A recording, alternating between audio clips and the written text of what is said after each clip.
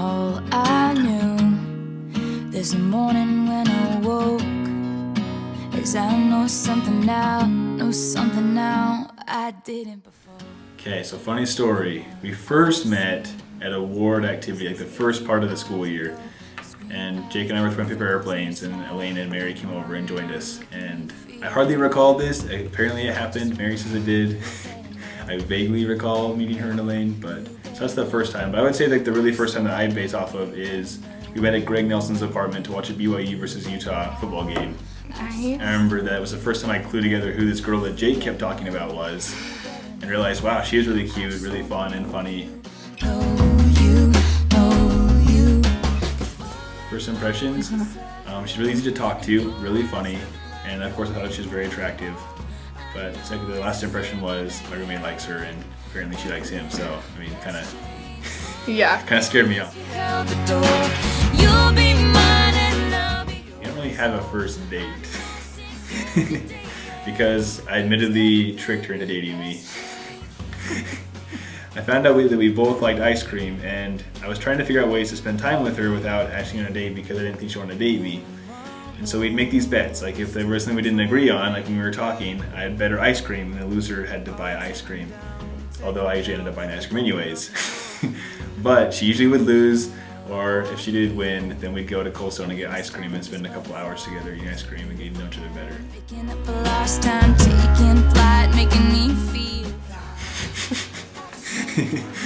So, our first kiss, it was the Saturday before Christmas break, and Mary was sick, and I love the Pro Bakery. And so I was like, it's my last chance to like see her without my roommates being here, and like it's a good time like to say goodbye and like see where this is going. We had UTI before, which didn't go so well. That's another story. And so I would go to her place, and I bought her some donuts, and so she was happy to see me. She ate the donuts, and then we watched a movie, X-Men actually. And well, to my surprise, she like snuggled up with me. I was like, oh, we're more than friends maybe. And she was like, scratching my side, and I just cuddled all up, and she had like a fever, and I just like felt bad, so I hugged her. And like nearly halfway through the movie, I was like, do I kiss her? Like, we're not really dating, but we're kind of dating. Like, what do I do? So for like an hour and a half, like through the movie, like when I was getting to leave, I was like, do I kiss her? She's sick. No way, I can't kiss her. All this. We get to the door, and like I hug her. It's a lingering hug, and I kind of pulled back, and apparently my face is really close to hers. That's what she claims. And she just went for it. She like, just pecked me, but she missed and hit me on the side of the cheek. And so I looked at her like, you missed. And then we kissed. And then being 2 years of not kissing somebody and also being madly in love with her, I went for more than a kiss. Giving her the title Make Out Mary, apparently. But to make matters worse, we left in this awkward moment of we just made out, we're not really dating, what are we gonna do? I get to my car, and her phone is sitting on the seat, in the passenger seat. So I just sat there for a second, like, what do I do with this? So I just shamefully like walked back into her apartment, knocked on her door like 5 times. She wouldn't come to the door. Finally she came, I just handed her the phone, and shut the door and I left.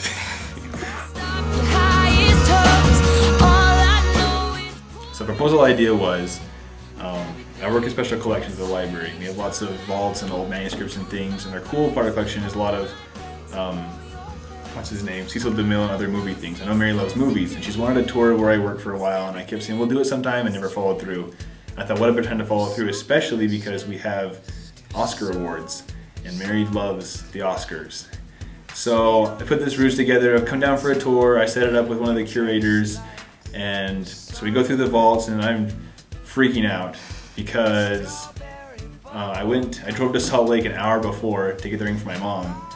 And on my way back, I realized that if you propose, you probably should have flowers. So I hurried to grab flowers. And I get there, set everything up, and she's coming in like 15 minutes. So I'm setting everything up, trying to hide things and get things ready, trying to calm down.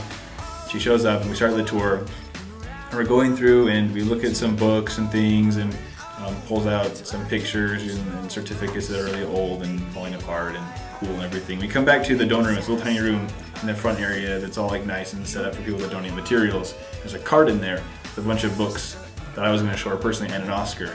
So we get the Oscar out, she holds it, we get some pictures, and she's just really happy about that. And then it looked like she kind of lost some excitement from her face. But she was enjoying it, she claims. I searched for other books that we had in the collections, and one of the books was a big, thick medical glossary. And I pull it out, and I was like, this is a pretty cool book, because like they used to hollow books out back in the day and things. And so I put the book down and I flipped the cover, and inside it's been hollowed out. And I had tissue paper in the ring box sitting there. And she just looks at me, looks back at the ring, looks at me again and says, "Are you serious?" So I knelt down, I grabbed the ring box, said something cheesy probably, I can't remember what it was. We tried to record it, but I stood in front of the camera, so it's a nice video of my butt. But anyway, so I proposed to her, and she actually never audibly said yes. She nodded a lot though. And she hugged me and kissed me after, so I'm taking that for a yes. But she loved the ring, which was really, made me really happy because I was pretty stressed about that. But just in case, and to cover my bases, I did have a court order prepared that ordered her to say yes in case she did say no to my proposal. And then afterwards, we went to Macaroni Grill and realized we didn't get any pictures. So we had our waiter take a picture of us as we were leaving. You make my heart beat faster, faster.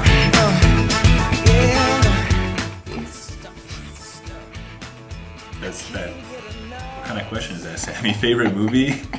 Basically, if it plays on the screen, she probably loves it. But if I had to narrow it down, I would probably say Great Gatsby.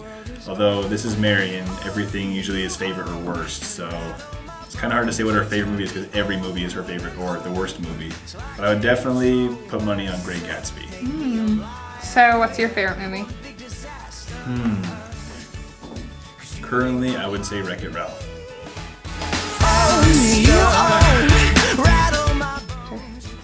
Ariel. And who's her favorite prince? Whoever Ariel falls in love with. I think it's Eric. Yeah. Okay.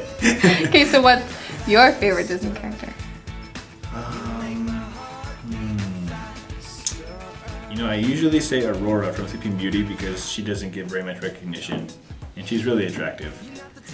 But she's kind of a ditz for following the green light to the spindle. But He'll give his heart to you forever. Great Gatsby. That's a safe fallback. Yeah, I would say Great Gatsby though. And what's your favorite? My favorite book? I can't say I like Great Gatsby as she did, but it's a good one. Favorite book? I really enjoyed Les Miserables. If you never leave, and we can Well, the shirt she didn't like I got rid of actually, so that was nice. Although I spent the whole day thinking that the other shirt I was wearing was the one that she actually didn't like, so that was kind of confusing. But What do you want to throw out of Mary's closet? I haven't seen her closet, so I don't really know. But like, is there an outfit she wears that you don't like? Outfit that I don't like.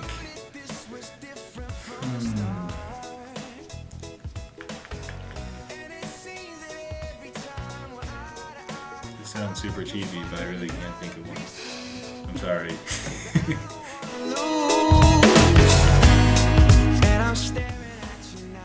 I really enjoy her Thai chicken sauce thing that she makes. We had it on pizza and it was amazing. That was I really, really like that one.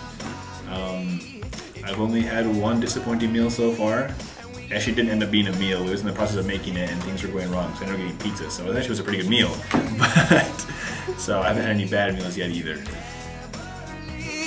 and we can live like this forever. It's fine by me. I'm trying to think. I know there's something. I should know what there is.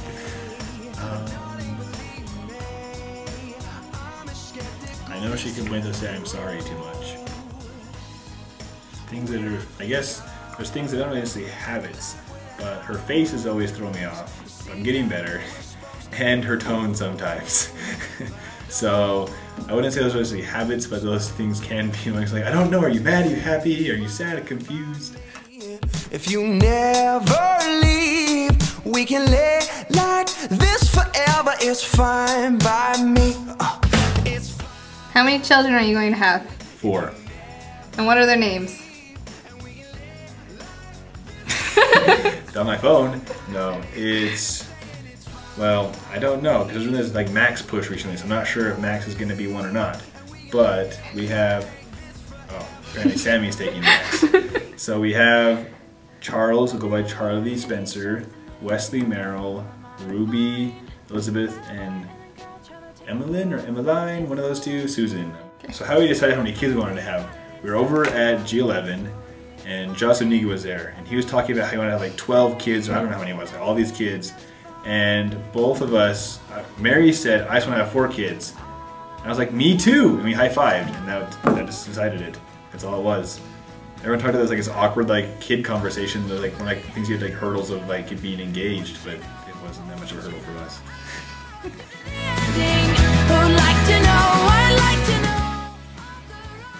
So I would say I knew I was in love with Mary. I guess it's been hard to decide because we're trying to decide like how exactly to describe love. Because there definitely was a period when we first started dating after Christmas break, we definitely liked each other a lot, but I wouldn't say it was love necessarily. But after the vacation, we definitely, I would say, I knew I loved her. Over the vacation, I guess more so, I realized how much I loved her and wanted to be with her.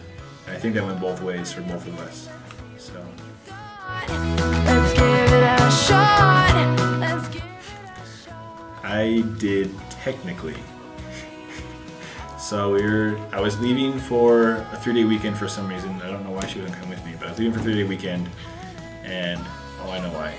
We just got back together. My parents weren't a huge fan of us being back together, so I wasn't gonna bring her home that weekend. So anyways, so we're on the porch at G11, hugging, and she asked me, she said, would you think it's weird if I said I love you? And I said no, because I love you. So technically I said it first, but she could argue that she almost beat me.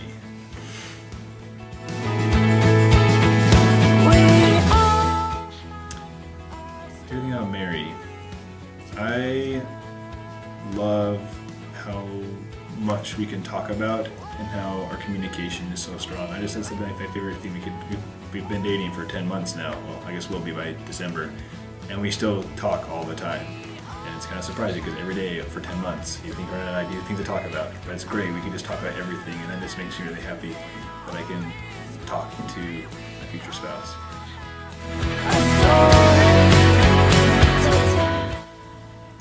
So one thing in particular that I especially loved, she's done a lot of nice things for me over our relationship, but for our 6-month of dating anniversary, yes, we celebrated that. She gave me excerpts from her journal from the past 6 months that talked about me and explained like her, I guess how her fondness and love for me had developed since we had got back together in February and had been dating up to that point. And that was just really, really amazing and special to me to read that. So. I married Mary because she is my best friend. That's what I've cherished most about our relationship, is that we were friends first before we started dating, and I think that's been really great to build off of that and I guess take it to the next level, to use like a cliche statement, as we went from just being friends, realizing that there was so much more we could build upon and rely upon from that relationship. And so I am marrying Mary because she is my best friend and I wouldn't want to spend forever with anybody else.